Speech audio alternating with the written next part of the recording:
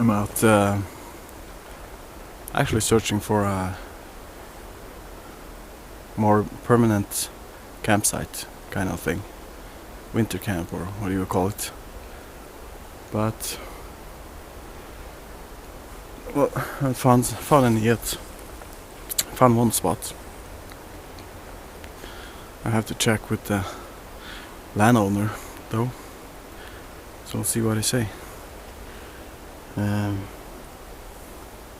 now I found a bunch of fresh tracks going that direction. I want to set up a base camp, a kind of thing for introducing bushcraft primitive camping for other peoples. Not directly courses, but well, some training. And with that I need a kind of base camp, and I need a water source. That's why I'm very close to the lake. But I want to have it away from ordinary people. I want to have this camp almost invisible. Not too big, but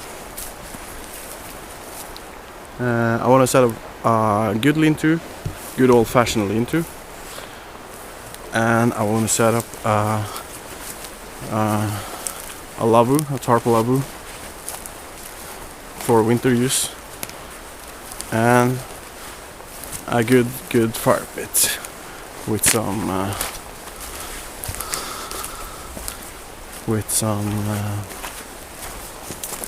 hot hangers and such.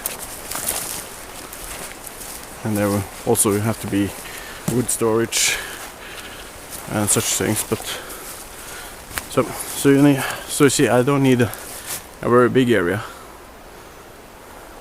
but it sure helps if it's pretty much flat.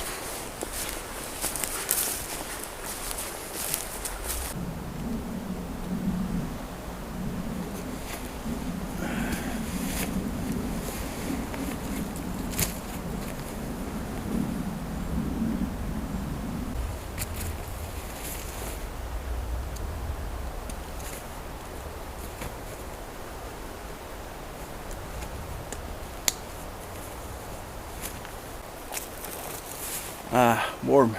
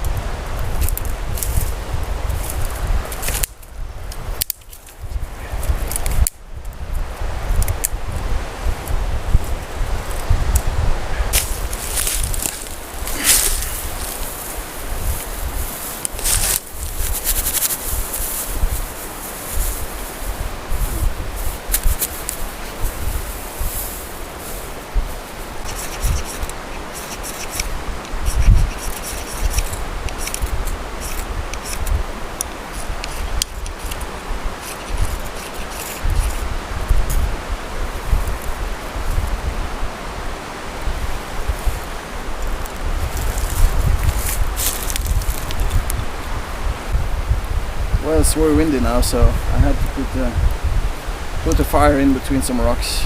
That's okay. Just making a fire for making some food. So, and I just need a small fire with some coals. That's it. Well, this could actually be a good spot. It's but it's a little bit too, it's not flat. So, but I can still use this place, but without a teepee. Labu. Can make a big lean-to and a campfire place.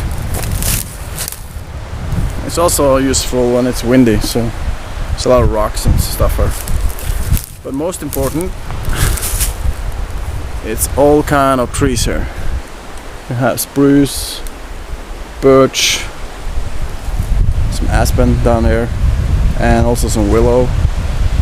So there's a good amount of resources. There's also some pine trees down there along the shoreline, so a lot of pine. It's close to the lake, but still is hidden. And just 50 meters down here, there's also a small creek.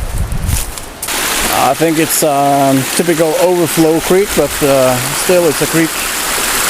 And here you can see some other trees. So there's a lot of resources for someone who wants to learn the way into this primitive way of camping, wilderness living. A lot of resources to practice. And that's important.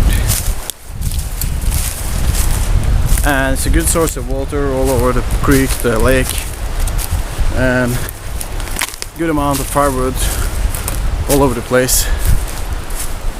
Fairly protected, not very well protected, but fairly, from the wind and the weather. So this might be a place. And this area will be very dry in the summer, not suitable for fire making. But then again, it's just to go down to the shoreline, then it's fine. But should have wished for a more open area than this one. But well, see, I'll make some food, make me some lunch, and I will explore some more, see if there's some other areas suitable. Today I'm gonna make some bacon bannock.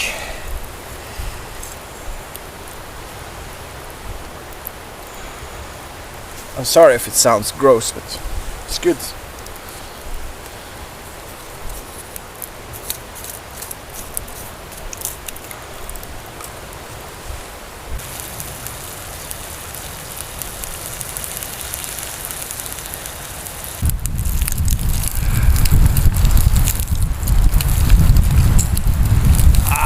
Look good, eh? Ooh. Just let it cool down a little bit before we mix it into the bannock. I already mixed the bannock flour and stuff, so the dough is ready. And then I'm gonna add the bacon into this. Mix it good together.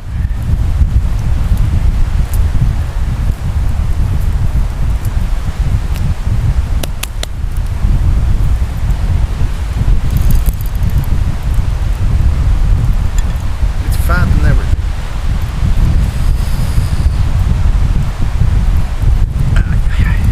Too warm. It's okay.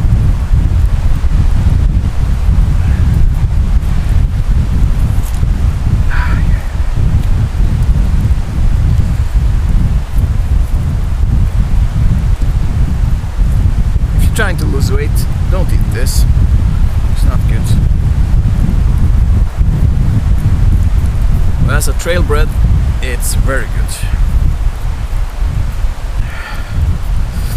But you don't need to use bacon, you can use chicken, beef, hot dogs, whatever.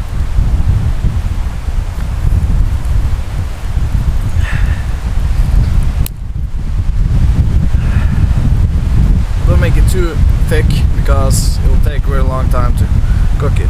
So back in the pan, it should already have some fat in it. Like so. Might get a little hot putting it on the flames like this, but it will do.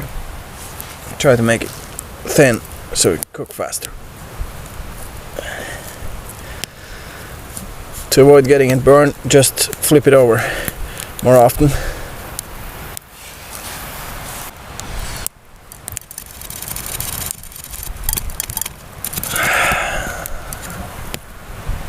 Now it has been on a couple of minutes. I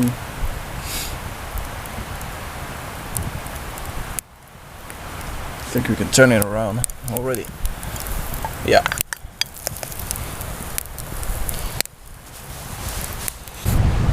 From time to time I get some questions from viewers asking me, what is bushcraft?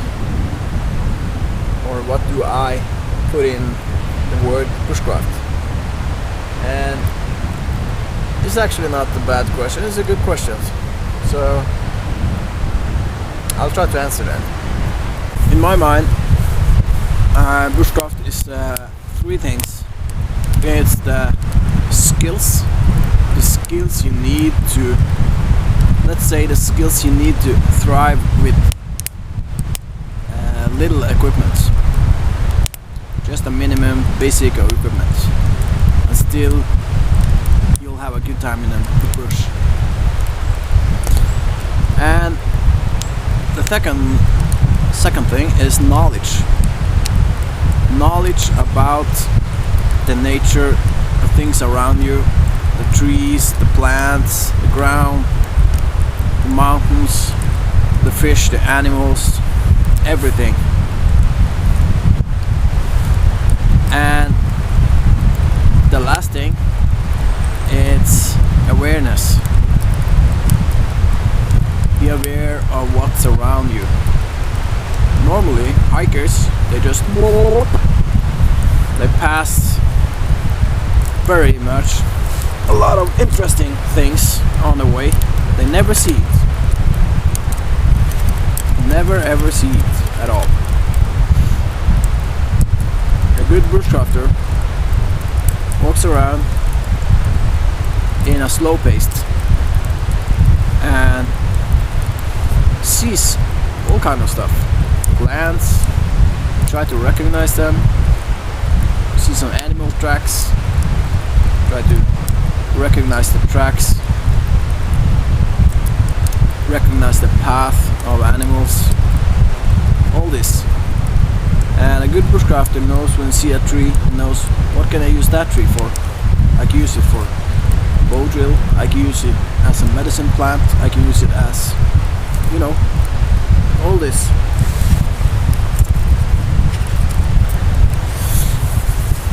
So that's the three things I mean, in my mind, bushcrafter is, or bushcraft is. And in the first one, we have skills. And for many of you, I know that good skills with a knife is very important. So for many bushcrafters, carving is a big part, big piece of it. And I can understand that, because if you're good with a knife, then you're good to make the equipment you're missing, because you're going with a minimum of equipment, and to be able to make that equipment is very good.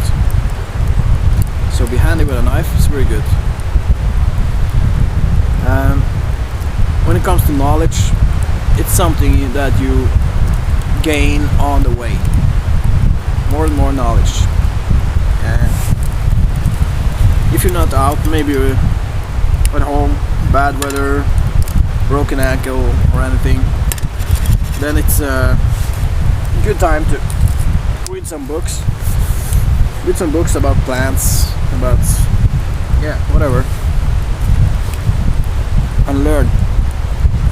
And take that knowledge back into the woods and practice them. So that's bushcraft in my mind. I also done some carving. This is a cook saw made of burl from a tree. It's a little bit small, but it works. Made another bigger one a few years back. It's, well, use it for anything. But the most typical things I carve are small things like this: hooks, fish traps, maybe a pot hanger hook, stuff like that. And I know many of you are very into spoon carving, and it's kind of, it has become a kind of a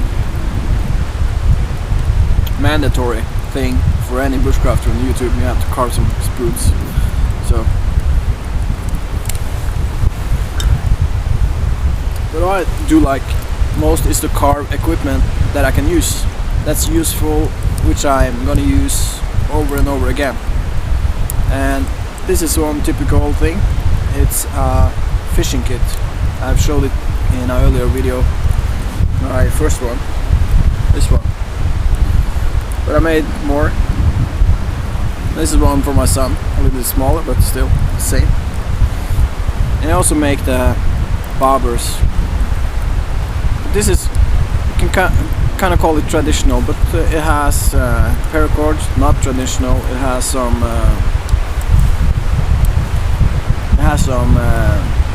fishing line, nylon line, not traditional. But still, I call it a bushcraft thing. It doesn't have to be 100% traditional, but it's an easy piece of kit. And I have line here, I have more hooks, so I can make fish traps, everything, to get myself some food. So it's I like it a lot. It's typical things that I like to make. It's useful stuff.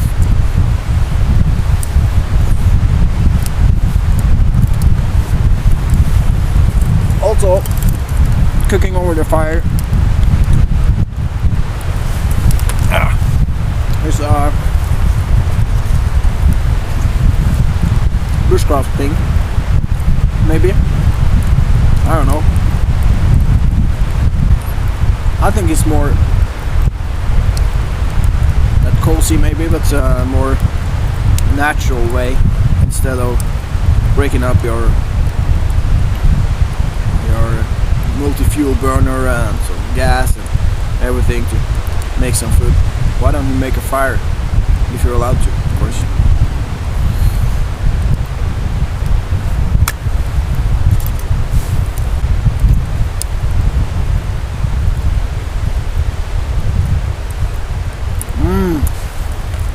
Very good.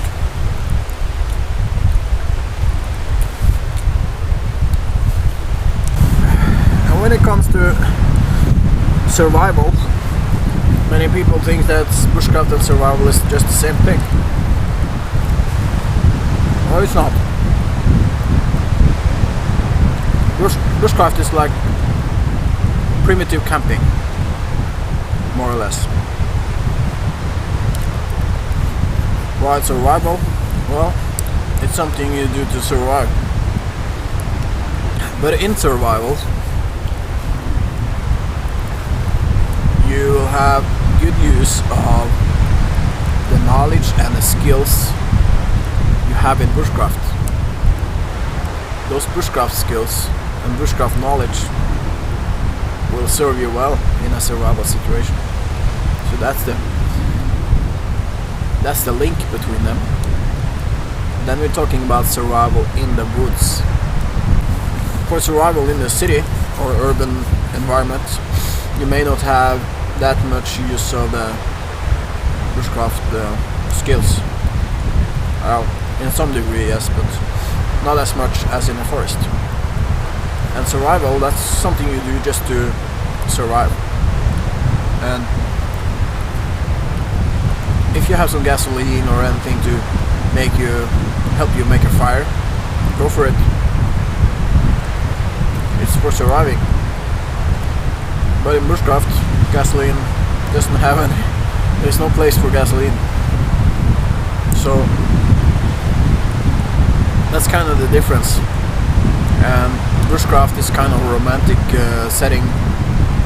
You do it on your free will. You do it because you love it.